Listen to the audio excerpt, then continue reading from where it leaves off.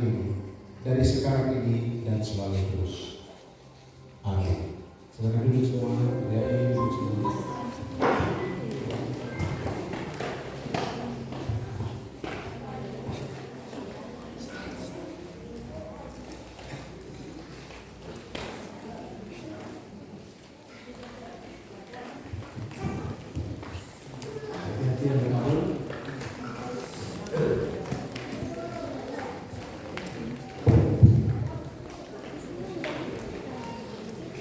Baik Bapak Ibu Saudara, mari yang di luar supaya kedengaran. Ini masih banyak waktu kosong, boleh masuk di luar.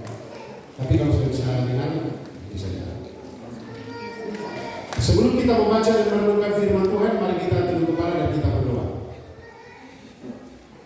Segala puji, hormat dan sembah hanya bagi Tuhan yang telah menyertai dan memberkati kami, bahkan memberikan kesempatan kami untuk beribadah dan bersyukur bersama untuk pertama kali di gedung gereja ini.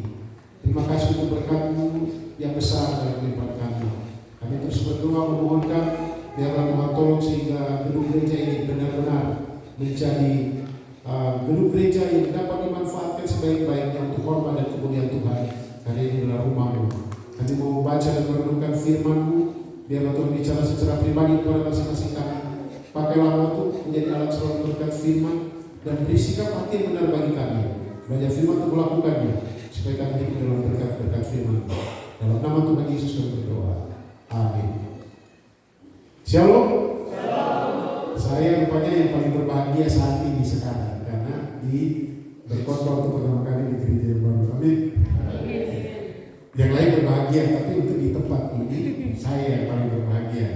Nanti mungkin yang lain masih berapa bulannya atau bisa khotbah di sini kan, bisa.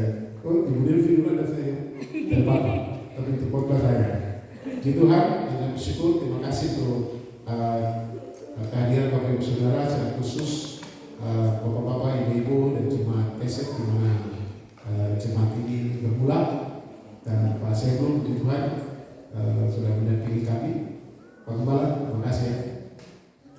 Saudara yang saya kasih dalam Tuhan Yesus Kristus, kita buka dalam Kisah Para Rasul, satu ayat saja. Kisah Para Rasul pasal 5 ayat 20. Kisah pasal 5 ayat 20. Kita kalau jalan-jalan secara khusus di Manokwari, kita akan bertemu dengan gedung-gedung gereja, ya, rumah Tuhan. Ada yang besar, ada yang sedang, ada yang kecil, ada yang mewah, ada yang sederhana, ada yang gubuk. Dan kami dulu ada yang rumah sudah diri, namanya Mama Helena. Kita beribadah di situ. Rumah sendiri sampai kita bilang, ini tambah banyak orang nanti gimana? Akhirnya bikin tempat beribadah di bawah. Nah, kita akan lihat itu selalu ada gereja. Ada pertanyaannya, untuk apa gereja-gereja atau gedung gereja didirikan? Untuk apa? Nah, mari kita lihat di dalam Kisah Rasul pasal 5 ayat 20. Saya akan baca atau kita baca sama-sama. Bisa kasih dulu sedikit. 5 ayat. Saya kasih. Oke, bisa. Sama-sama aja 1, 2, 3. Pergilah, berdirilah baik-baik Allah dan beritakanlah. Pergilah, berdirilah baik Allah dan apa? Beritakanlah seluruh firman itu kepada orang banyak. Saudara, pada konteks ini para rasul baru saja dilepaskan dari penjara. Jadi mereka melayani, mereka berkhotbah, mereka mengadakan banyak mujizat, orang disembuhkan, dan ada sekelompok orang yang iri hati besar. Kita lihat ayat 17 pasal 5. Dikatakan begini ayat 17. Akhirnya mulailah imam besar dan pengikut-pengikutnya, yaitu orang-orang dari mazhab Saduki, bertindak sebab apa? Sebab apa? Iri hati. Penyakit iri hati ini parah. Bahkan karena saking parahnya, mereka buat berbagai cara untuk mencelakakan orang. Terus dan mereka tangkaplah rasul-rasul ini. Secara khusus Petrus ditangkap. Kemudian ketika ditangkap, saudara, secara ajaib dibebaskan oleh Tuhan. Ini ditangkap dan dibelenggu. Malaikat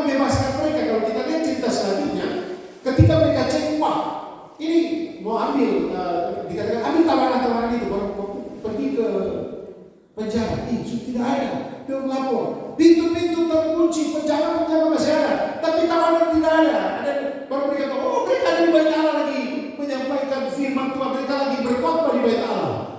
Wah, saudara-saudara yang dikasihi Tuhan, dari konteks ini rumah Tuhan berfungsi sebagai tempat firman Tuhan, tempat Injil disampaikan. Masih pada konteks yang sama, rumah Tuhan dijadikan sebagai tempat para rasul memberikan pengajaran firman Tuhan. Pasal 5 ayat 42, dan memberitakan Injil tentang Yesus. Dari pembacaan kita, saudara-saudara, pada hari ini ada 3 kebenaran yang harus kita ketahui tentang gereja atau gedung gereja. Jadi kalau saya bilang rumah Tuhan, itu berarti gedung gereja di sini disebut bait Allah. Ya. Yang pertama, kebenaran pertama, rumah Tuhan adalah milik Tuhan. Rumah Tuhan adalah milik Tuhan. Rumah Allah adalah milik Allah. Bait Allah adalah milik Allah. Itu jelas sekali dari namanya rumah Tuhan, bait Allah. Saudara-saudara yang saya kasih dalam Tuhan Yesus Kristus, gereja ini didirikan dan disebut sebagai rumah Tuhan, berarti milik Tuhan. Tidak ada orang yang bisa klaim ini milik saya. Ini milik Tuhan. Hati-hati loh. Banyak kali kalau kami hamba Tuhan pelayanan dan ketemu sesama hamba Tuhan, kemudian dia bilang, Bapak bekerja di mana? Saya bilang, di mana? Saya beribadah dari situ, saya melayani di situ. Tapi itu gereja itu Tuhan punya, milik Tuhan.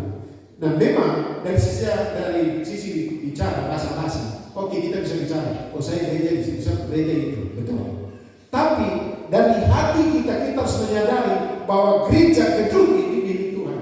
Bait Allah dan milik Allah.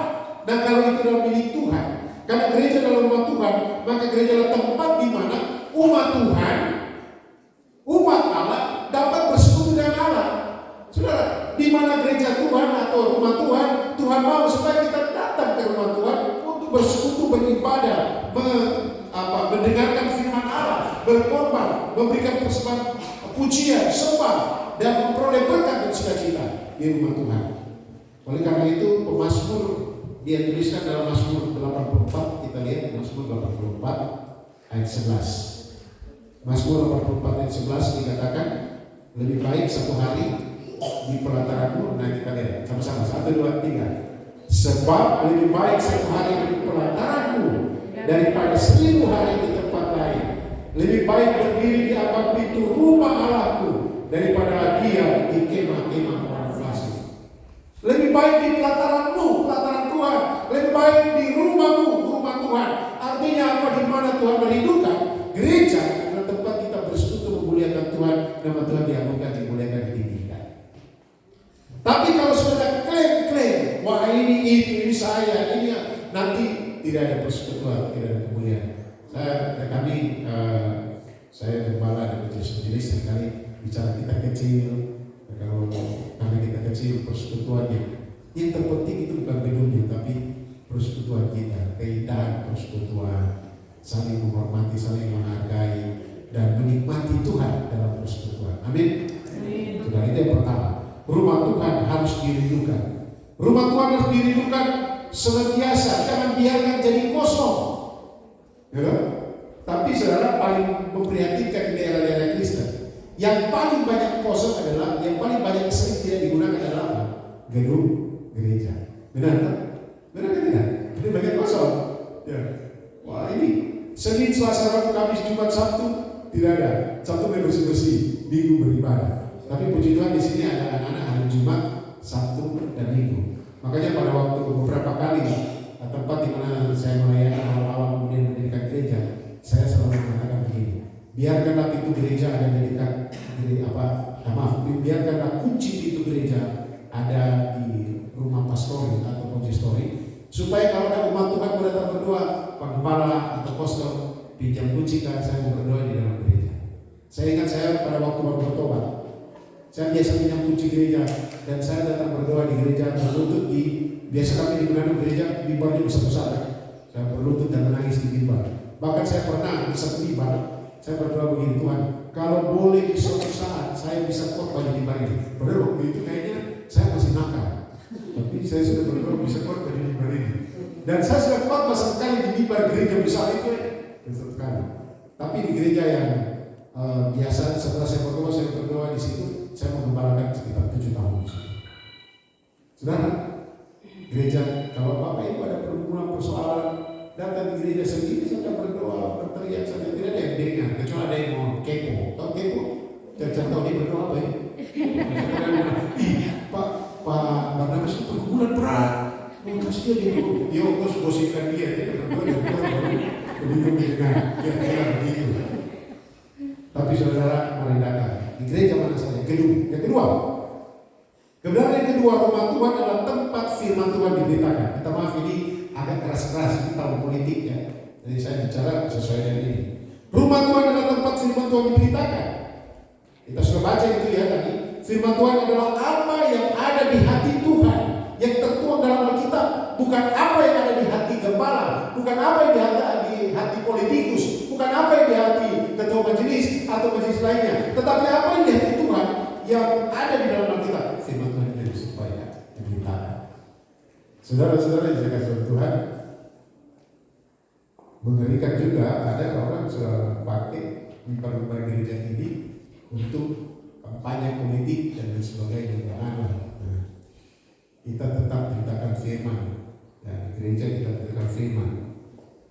Firman Tuhan yang diberitakan di mimbar-mimbar gereja harus disampaikan secara terus terang. Itu lagi.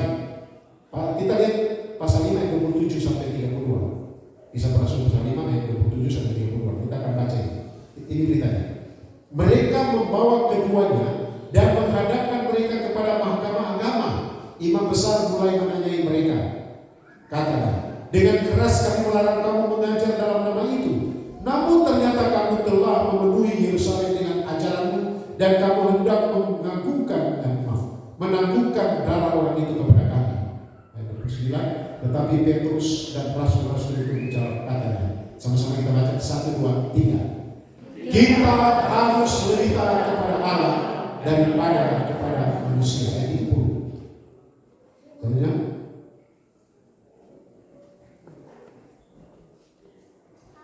Allah nenek moyang kita telah membagikan Yesus yang kamu gantungkan pada kayu salib dan kamu bunuh. 31. Dialah yang telah dipilihkan oleh Allah sendiri dengan tangan kanannya menjadi pemimpin dan juru selamat dan seterusnya.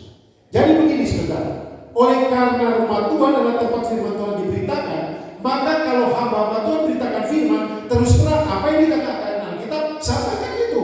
Kalau dikatakan bahwa tidak boleh mencuri, tidak boleh mencuri. Kalau dikatakan bahwa kita tidak boleh menyembah berhala, tidak boleh menyembah berhala. Kalau dikatakan bahwa firman mengatakan Yesus satu-satunya jalan keselamatan, ya Yesus tidak ada yang lain. Disampaikan terus terang. Dan di sini kita lihat para rasul sedang berkhotbah di mana? Di depan orang-orang yang melarang mereka tidak boleh menyebut nama Yesus, yang baru saja penjarakan mereka dan mereka keluar secara ajaib. Sekarang dibilang tidak boleh, kami sudah tidak boleh. Tapi jawab mereka, kami harus lebih taat kepada Allah daripada kepada manusia. Tapi kan kasihan sekarang banyak orang lebih taat kepada manusia daripada kepada Allah, lebih takut kepada manusia daripada takut kepada Allah. Sudah dikasih Tuhan Yesus Kristus.